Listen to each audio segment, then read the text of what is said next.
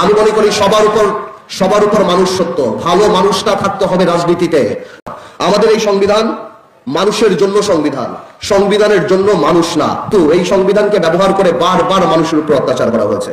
সুতরাং এই সংবিধান যেই সংবিধান মানুষের কথা বলে না, সংবিধান যেই সংবিধানে মানুষের ইচ্ছার প্রতিফলন হয় না, মানুষের ভবিষ্যৎ দেয় না, মানুষের প্রোটেকশন দেয় না, সেই সংবিধানকে মানুষ ছুঁড়ে ফেলে দেবে।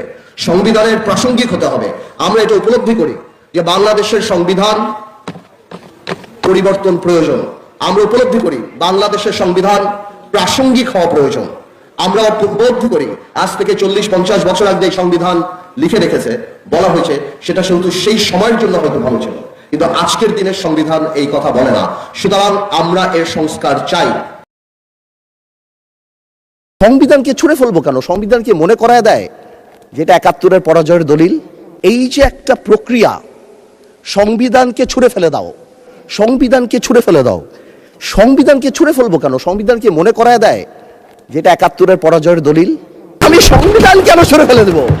এই সংবিধান দিলে গাত্রদাহ কেন হবে?